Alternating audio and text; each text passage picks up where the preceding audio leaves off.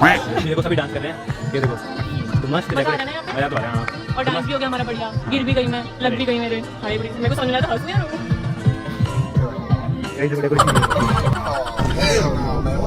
Karma always hit you back, ये line अभी सौरभ जोशी की वाइफ के लिए बोली जा रही है।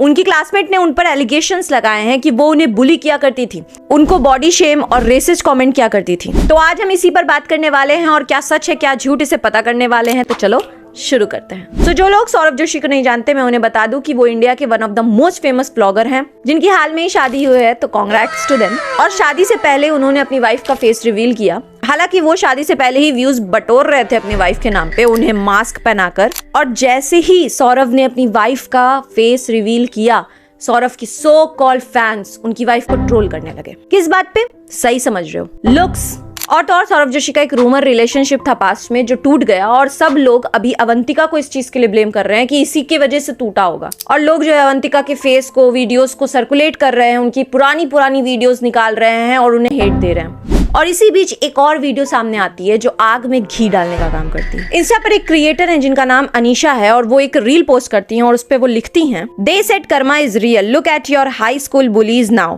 Not really mine is getting married to Saurabh Joshi. तो इसमें उन्होंने ये कहा कि जो हाई स्कूल में उन्हें बुली किया जाता था, वो आज सौरभ जोशी की वाइफ बन रही है। कर्मा उन्हें वापस मिल रहा है क्योंकि वो भी अपने फेस के और लुक्स की वजह से ट्रोल हो रही है, जैसा कि उन्होंने अनीशा के साथ किया था हाई स्कूल में। तो अभी हम लोग इस क्लेम को गॉसिप की तरह लेंगे, हमें नहीं पता क्या सच है क्या झूठ है अभी फिलहाल। बट इस क्रिएटर पे ट्रस्ट करने का एक रीजन ये है कि उसने अपने रियल आईडी से, अपने रियल फेस के साथ ये चीज पोस्ट की है। और अगर कोई इतना बड़ा क्लेम किसी बड़े क्रिएटर की वाइफ पर कर रहा है तो कोई तो रीजन होगा, क्योंकि आप एक बहुत बड़े क्रिएटर पे पंगा ले रहे हो जो आप पर बैकफायर भी कर सकता है, और यूट्यूब में ये होता है। और फिर आगे क्या हुआ कि इस क्रिएटर से किसी ने कमेंट सेक्शन में पूरी स्टोरी मांगी। सो शी सेड कि मैं इस चीज को पोस्ट करने में बहुत ज्यादा स्कैर्ड थी, लेकिन इस लड़की ने मुझे मेरे कर्वी हेयर, स्किनी और मेरे कॉमन बैकग्राउंड से मैं सीधा डायरेक्ट कॉन्वेंट स्कूल में आ गई, इस चीज पर बहुत ज्यादा ट्रोल किया है, बहुत ज्यादा बुली किया है, और मेरे साथ बहुत सारी चीजें बुरी हुई हैं, जैसा कि आप इस पोस्ट में पढ़ सकते हैं। और हाल ही में इस क्रिएटर ने और भी ज्यादा प्रूफ सामने रखा है। उन्होंने एक स्टोरी लगाई थी जिसमें उन्होंने एक स्क्रीनशॉट दिखाया था, अपनी एक फ्रेंड से उनकी चैटिंग हुई थी, और उस फ्रेंड ने ये बोला था कि अवंतिका ने उन्हें भी बुली किया है। और इस स्टोरी पर उस क्रिएटर का कैप्शन ये था, yes it's true and I was not the only one, this is what my friend send me.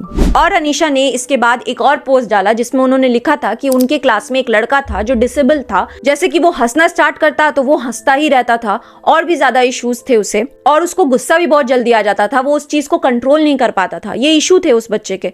Still according to Anisha, Avantika और उसके फ्रेंड्स जो हैं वो मिलकर उससे ट्रोल किया करते थे। उस लड़के को वो लोग बुरा भरा बोलते थे, उस लड़के को वो गुस्सा दिलाते थे, उस लड़के पे वो हंसाते थे उसे बहुत ज्यादा, और जब वो हंसता था तो उस पर वो लोग मजाक बनाते थे उसका। सो क्रूअल ना।